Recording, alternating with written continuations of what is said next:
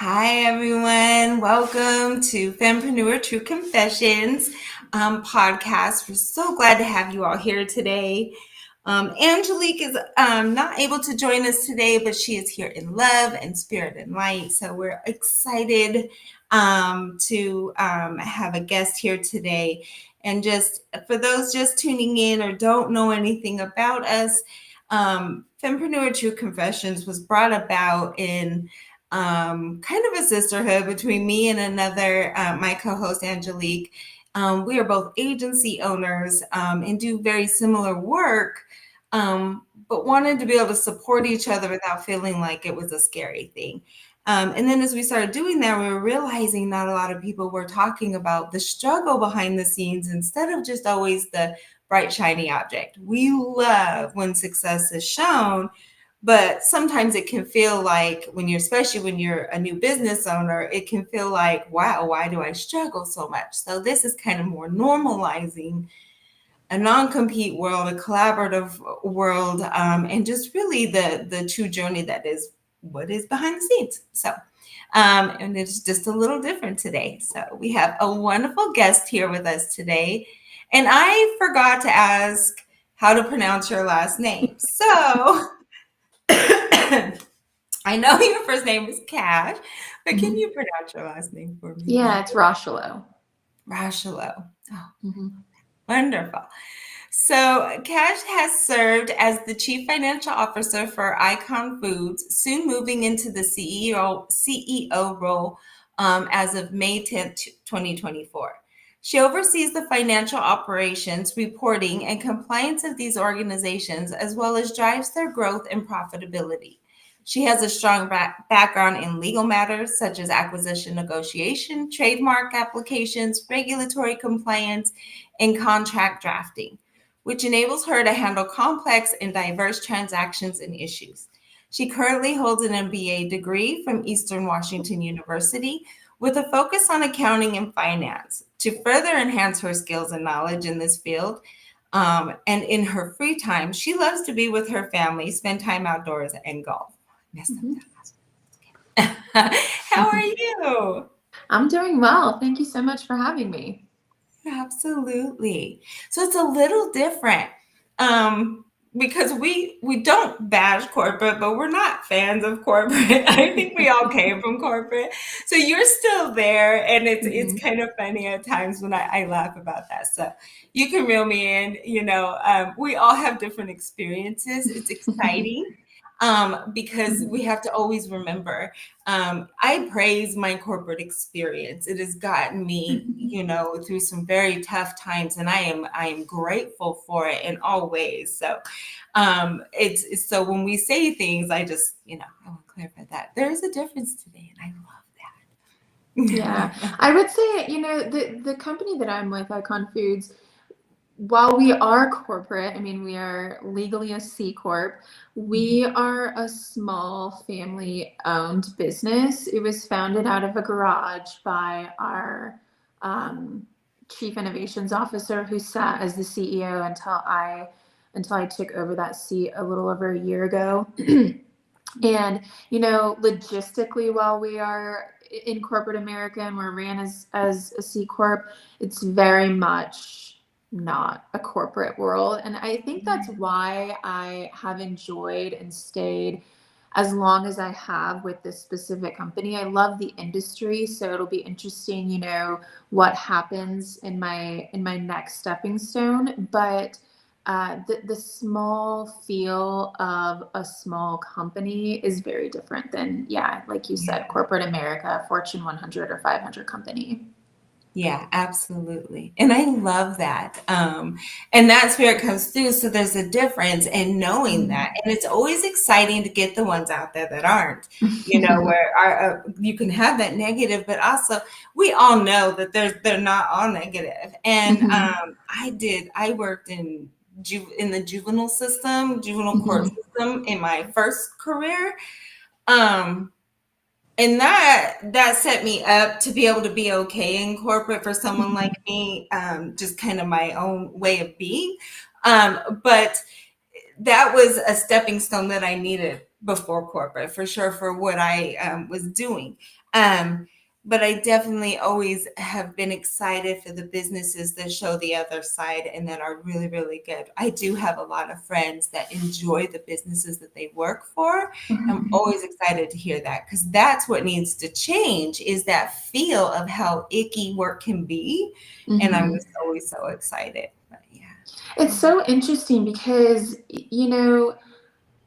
I think that culture in a business matters. And unfortunately, when you start growing, multi-million, billion-dollar companies, it becomes a numbers game, right? You become this number in the system. And unless you are, you know, standing out exponentially, that you just are a number.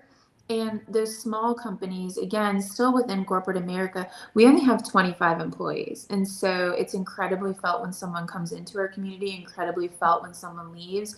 And some of the more mature, seasoned professionals in the corporate world try to have this segregation of work and personal. But when you work in a small company like that, where there is only 25 employees, it's very difficult to take the emotion out of it and treat it as data.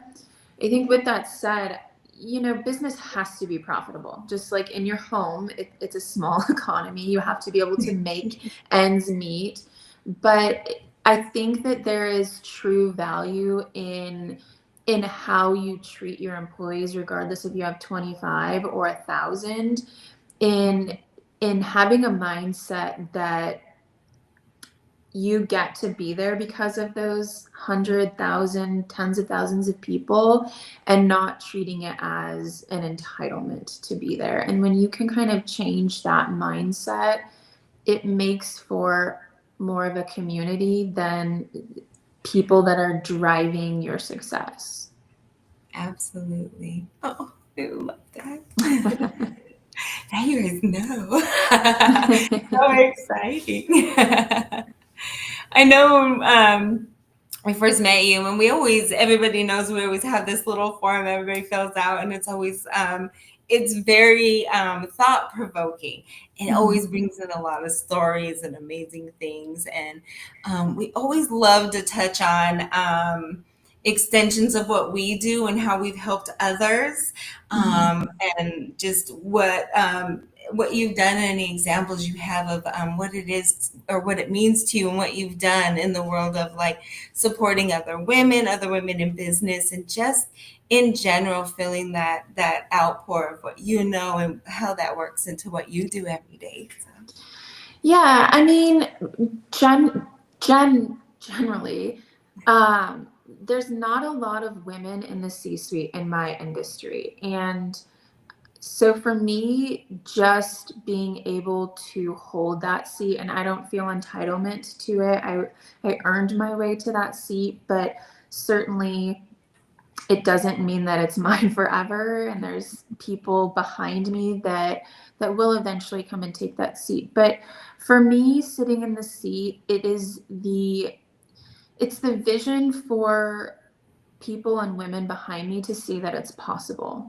Being one of few in the industry holding a title like I hold, I hope that it gives them, a vision that you can do it. And being a mom and a wife and all of the other things that I get to do, and the titles that I hold in my personal life, that you can have it all.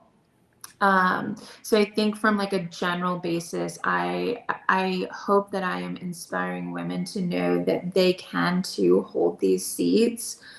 On a specific basis, I would say I've been awarded a lot of opportunities, and it some of it came from being in the right place at the right time, but a lot of it came from just my grit and in wanting to in wanting to capitalize on every opportunity that was available. And um, in those opportunities, capitalizing on them and working my way up the ladder, I feel a responsibility to give back in kind of a similar way. And working in a small company, I'm awarded a lot of those opportunities. I mean, they present themselves all the time. And so I would say a very specific example would be you mentioned in the intro that I sat as our CFO for quite some time before moving into the CEO role. And in the transition period where I knew that this transition was coming, I had my accountant sitting below me, and I was training her. And of course, her transcend was a lot faster as well than most. And similarly, she has taken every opportunity that has been awarded to her as well. And so, as I have kind of grown into my role in CEO, I have been able to kind of award her the same kind of growth into hopefully eventually our CFO. And so that one's very personal to my heart, just because I'm giving back, and it really is a testament to why I do what I do. I love selling sweeteners, and I love being in the food industry, especially in a very chaotic, volatile time. But it's the people that I get to mentor and the people that I get to watch break barriers that they didn't even know they had, and ceilings that they never thought that they could reach. That is really why I do what I do. Mhm. Absolutely. I love that. Because you just all day, and the fact that it's from the inside, you know who they are and you know what they're Mhm. capable of, and you're just pushing for that, and you're their cheerleaders, so Mhm. they've been cheering you on all along as well, and you get to turn around and just be that cheerleader for them. And I Yeah. love that with our clients as well, where it's like, what's the fun part, or what's most exciting is Mhm. like, as you see steps and people open up and growth and things happen and light bulbs go off and things like that, you become that cheerleader. You become that Yeah. little excited, like, oh, yay. And I Yeah. was never a cheerleader, but I get excited for them. I think when you can So, have that kind of soft heart and open mind, you really find that while you think that you're changing their lives, like your life is being changed by them. I had a conversation with one of my sales assistants at the latter part of last week, and she came in just for some advice on something. She's totally type A. I mean, every second of her day is planned out. She is not even a diamond in the rough. She's just a diamond that anyone that has her is lucky to have her. And I have all these big strategic dreams in my head for her and what she can do. And she came in again at the latter part of last week, and she just kind of said that, Cash, so many people are rooting for you in this company, and you're just, you're such a badass, and we're all just so grateful that you're a fearless leader. And in that moment, like, it gives me goosebumps, because I don't like to be center of the stage. I don't like, all the attention. And in that moment, it made me realize that the hard days, the long days, the days away from my family, the travel, it really is impacting other people's lives, and inspiring them. And it gives you some of the fuel you need to keep going on those hard days. And so, yeah, I mean, it's so great to think that you're changing these people's lives, but really at the end of the day, they're making me a better person, and changing my life. yeah, absolutely. And through those conversations, I've noticed with people's like, as you're when someone comes for advice, as you're listening and thinking through things and talking through stuff with them, Mhm. what you realize, oh wow, I probably have a little bit of this I needed to hear too, because we tell ourselves all the time, but it's harder. It's like if you're saying it out to someone, when Mhm. it's like that, I use it projection back. And then so it's that you say it out and you're like, that helped. It was interesting, Mhm. you know. Um, and just knowing you're like, okay, well, I'm here. We do that all the Mhm. time with a lot of the not just our clients that we support, but just people that we've met through networking and friends through business and our own Mm-hmm. relations and stuff all the time. It's, let me know if I can help. Because sometimes in business, you just need someone you can really, truly just scream and they understand. And you're like, oh, like, you Yeah. better? Or anything you need me to say, do help with, Yeah. it's I'm learning how to let go of control to like try to solve it. So every time my friends used to come to me with a problem, I'd be like, "Ooh, solution." I wasn't good for like I just needed you to listen. That Mm-hmm. wasn't my role. Like my role Mm-hmm. had become, if you need a solution, you've thought through and you can't figure it out, I can figure it out. You Mm-hmm. know, so I'm learning now how to step back and be like, "Oh yeah, I'm not gonna solve this for you. I need you to I think think some of about it it comes down and to work with you." communication. Oh, sorry. Mhm. Oh no, I was saying I'll work with you on it, but I'm not Mm-hmm. going to solve it because that's, yeah, I take over. And Well, some like I said, sometimes it comes down to communication because I do have quite a few employees that will come to me. I call them hotheads, and I say that in an endearing way because I can be I have Italian roots and just naturally like 0 to 100. I have worked very hard to try to tame it, but um, in this last year and a half sitting in this role, I've been able to do a lot of reflection in, seeing myself and others and, ooh, that's not the best version of myself. But, when my employees come to me frustrated or, hot headed about something, my first reaction is, do you feel better? And then the second reaction is, did you just need to vent that? Do you need advice? Do you need to work this out? Like, and asking them those questions in what do you need my role to be in this? Did you just need it to like word vomit and now you feel better and you can go be the best version of yourself for your team and your colleagues? Or do we need to ideate this? And very much like you, like I just want to be the problem solver. How do we get from A to B with the least amount of casualties and the most amount of happiness?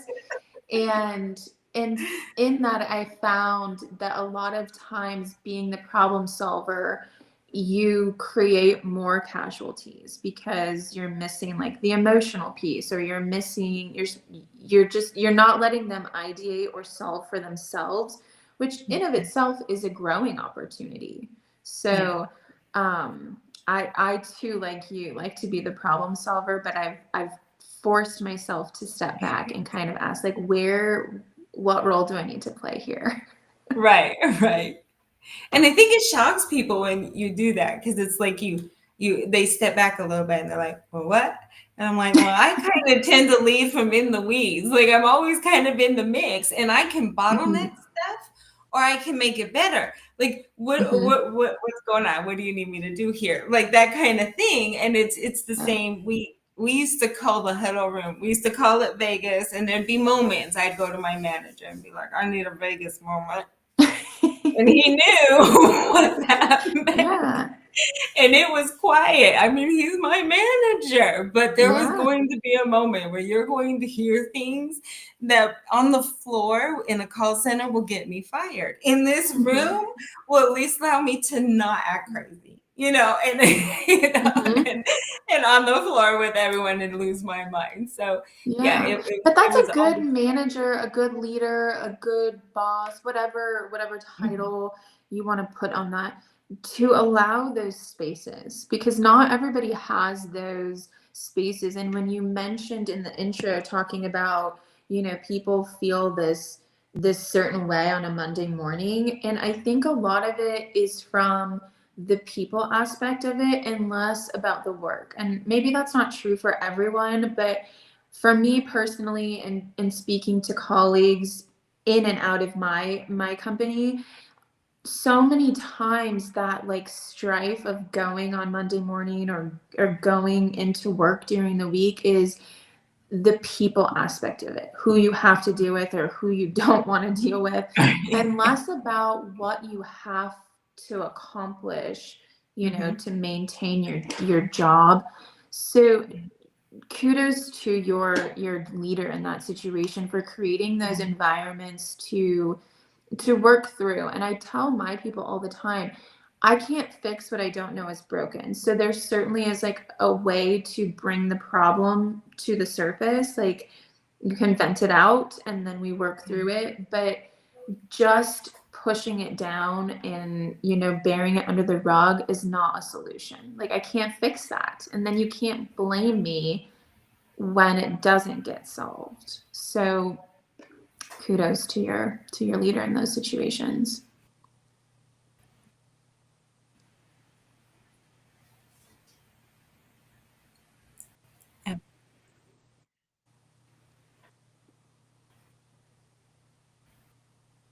Yeah, absolutely. I'm having a little bit, just so you know. So give me one second. I'm so sorry. It just stays live. It's well, good. I'm glad it stayed live. It's just sucks that it froze. So I think we're good. Yeah. I'm like, either she didn't like that answer or we're I don't dance on TV. Right. So with a group of 25, do you all work out of the same space, or do you guys do or remote work and things like that? Uh-oh.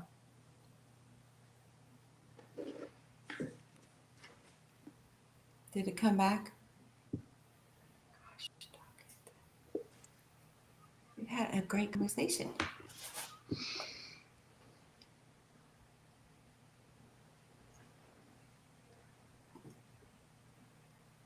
Okay, are we back? I think we're back. Are we not?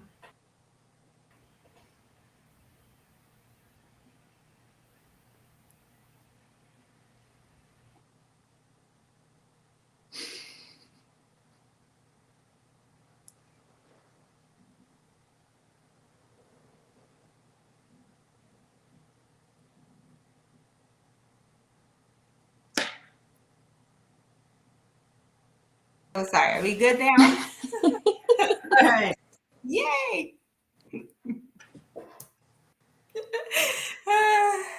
We've given up for me for technical. That's what I said. I'm grateful when it's working, and we just work through it. We have lovingly named them technical dickies.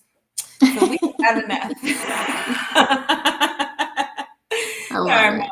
So, I love it. Well, I was curious. Do you guys all work in the same office area, or do you do a lot of more remote work and things like that? No, we are all in the office in Portland, Oregon, and we all work out of that office. Yeah, absolutely. How neat. Yeah. All right. So there is a question that we had, and I warned her about because we didn't actually get an answer to, but I did want to touch on it a little bit. So we are going to put her on the spot today. But the most challenging thing you ever faced in business or personally that brought about significant change or improvement in your life? What did you learn from it? How did it kind of shape your future? If you want to touch on that. Yeah, the most difficult.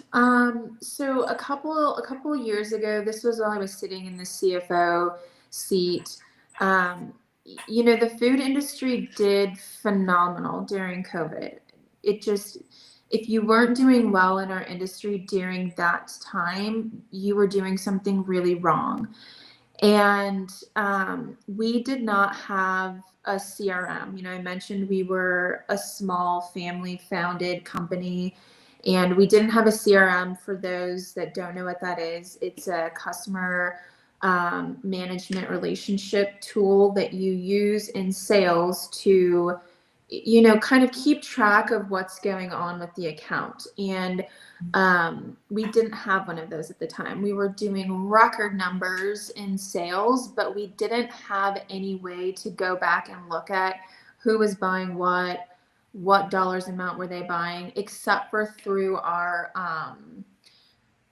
through our financial tools, which was QuickBooks. And so QuickBooks is great. I mean, as a finance background, it was great from the finance side of things, but to really dig in and see what customers were doing, what they were ideating, what was, coming to fruition, why they were buying what they were buying, we just didn't have that.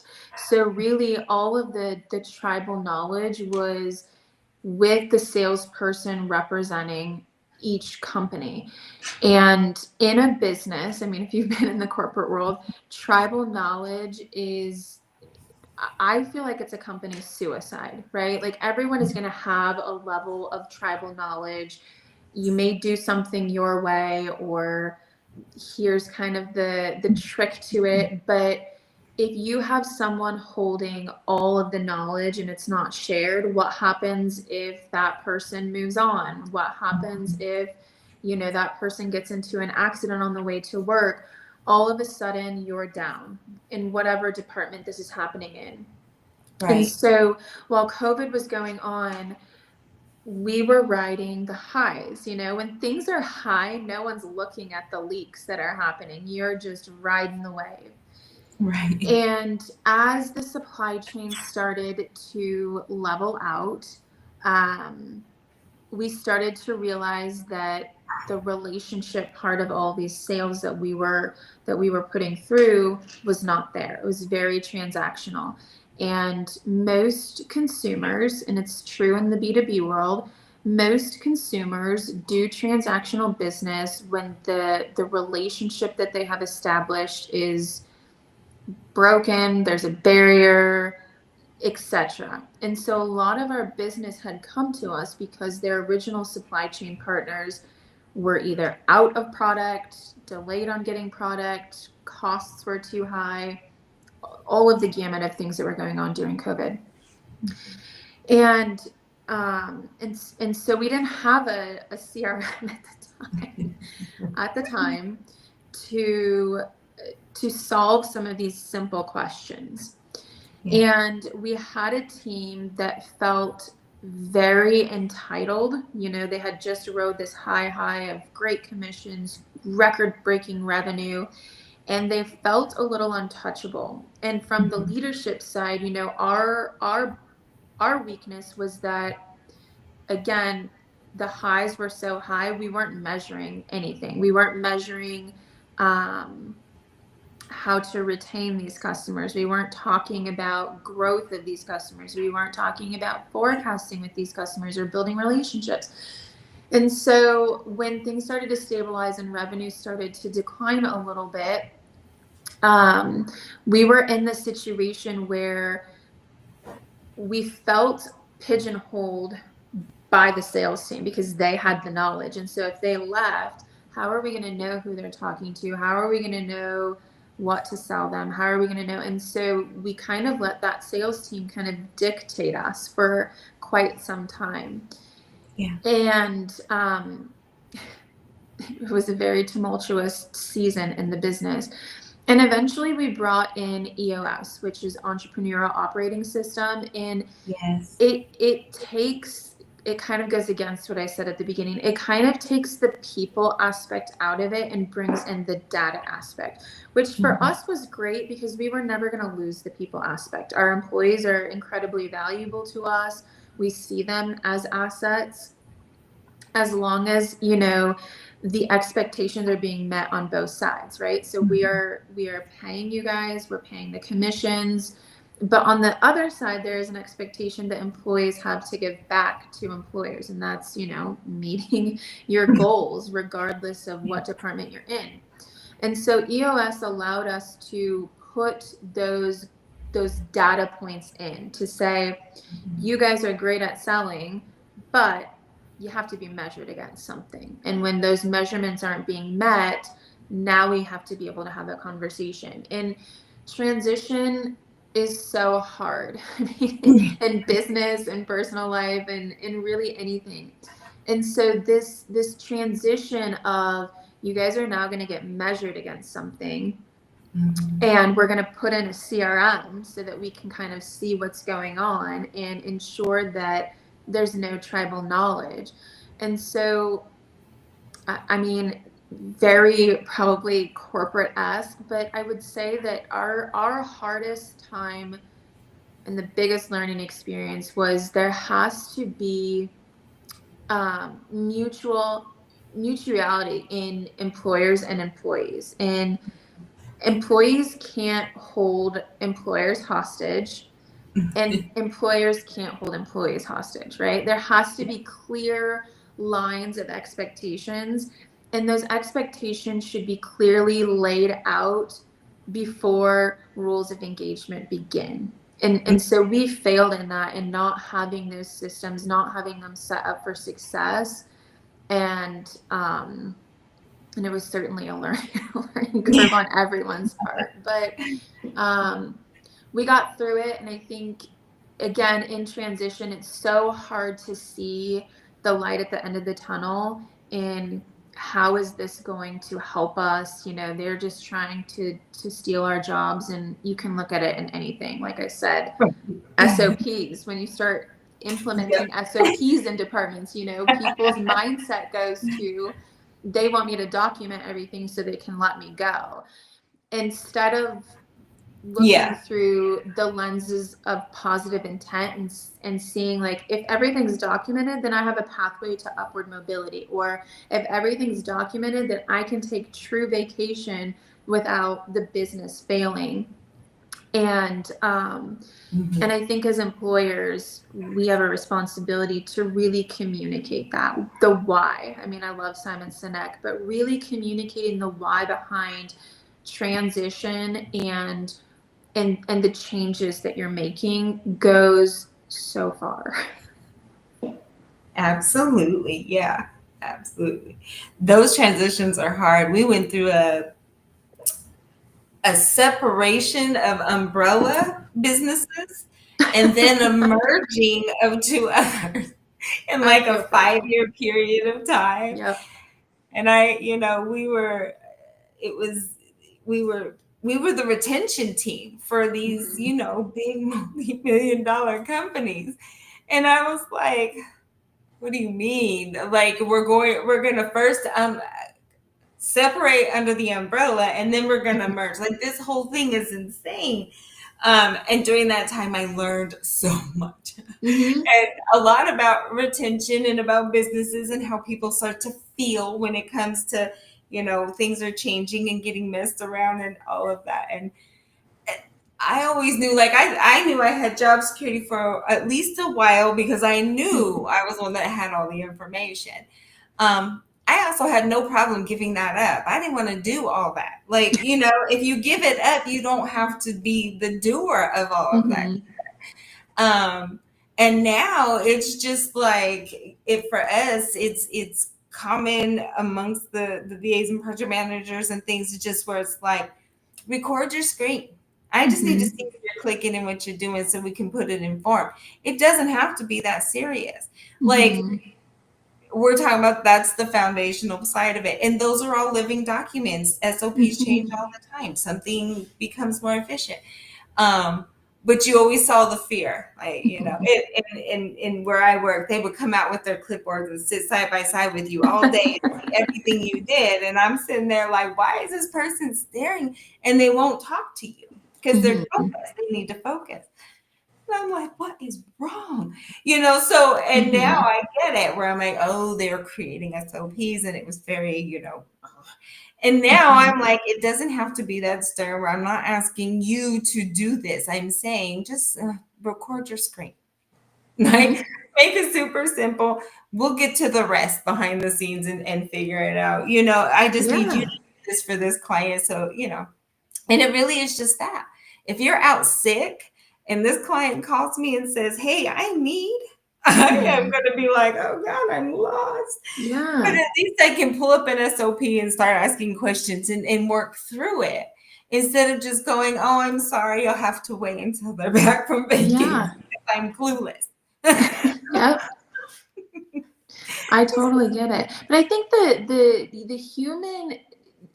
the human nature is to look at things through negative intent. I think, like you said, setting the stage, like how someone sits in on something or how someone carries themselves, certainly holds weight. But naturally, I mean, I speak for myself here. If I'm going down the freeway and someone cuts me off, like instantly, there are profanities, there are fingers flying, there like all of it. It's just like, how could they do that to me? And instead, trying to rewire the brain in, did their kid just get hit by a car? Did their mom just have a heart attack? Did, you know, all of the things that are possible, but instead we think of things in such a negative light. It's just like it's the first thing that pops to mind. And I think that that's true in business. They're doing SOP, so they must be getting rid of me, or they want to document me or shadow me for a day because they don't trust what I'm doing, instead of thinking about, oh, I've been asking for a promotion and there's no way I can get promoted if someone else can't step into my role, or I'm going on PTO for 2 weeks and the building still has to operate. So I think that it's a very challenging mindset, and I had a very awkward drive to school today with one of my littles where I'm just like, why is this person not driving the speed limit? Instantly, that's what I said.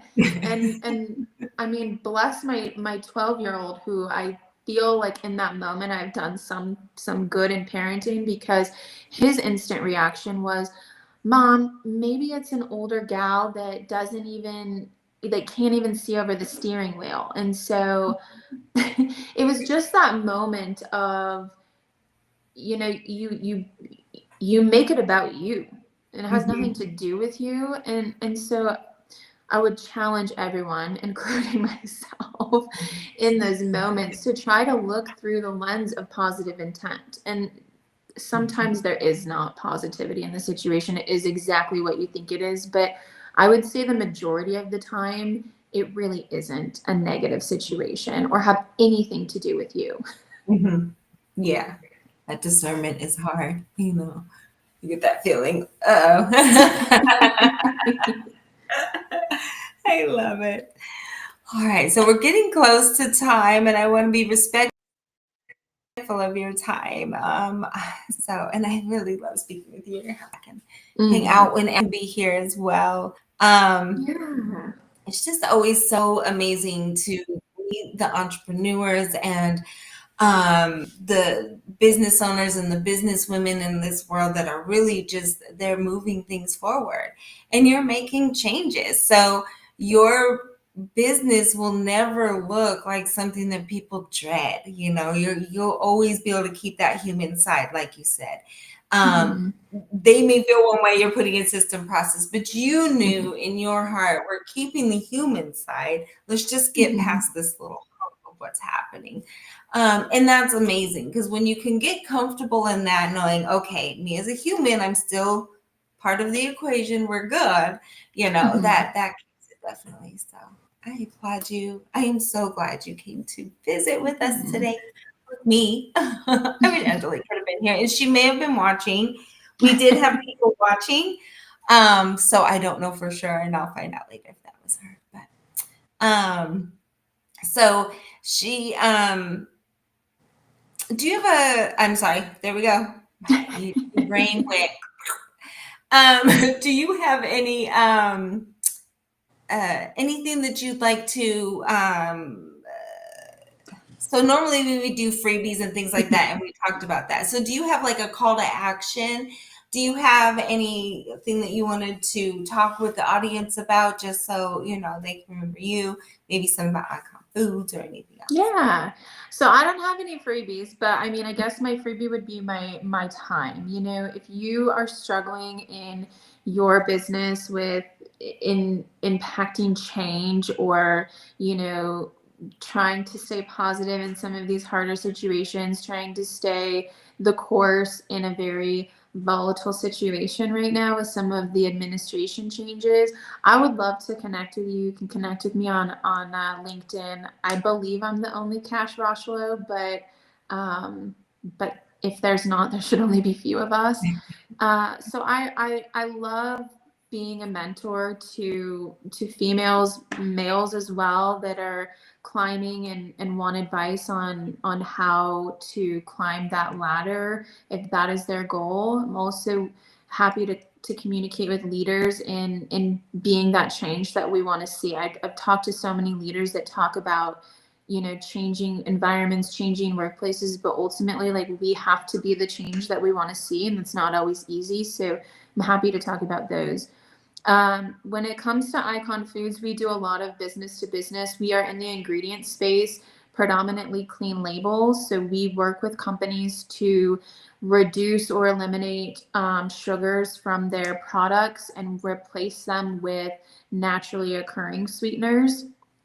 So it's a very niche industry. It's very popular right now because of those administration changes. But if you are on a journey to, understand what you're putting in your body, to be more clean label, to reduce sugars, to eliminate sugars, you can find us at iconfoods.com. I'm happy to get samples out to you. Or again, you can reach me on LinkedIn and we can start the conversation there. Absolutely love it. And we'll be sure to put all the links in on the show notes, everyone. So wherever you catch your podcast, all the links will also be in there for you as well to get in touch with Kash and definitely reach out. We want to continue to make this circle smaller instead of bigger. I mean, we want it bigger, but smaller in terms of getting to know each other and really supporting each other in business. So thank you for being here. Thank you so much for having me. Absolutely. All right, everyone. So our call to action is right now as we're looking at the membership, get on the membership list if you're looking at sponsorships and all of that. And really just have an amazing week. I know we've all it's been a long summer, and I think everybody's excited that the little ones are going back to school and that things might hopefully get a little normal. Though I don't think normal is in anyone's world, really. So, but having a great week, everyone. Angelique will be back next week, and we will all see you then. Enjoy.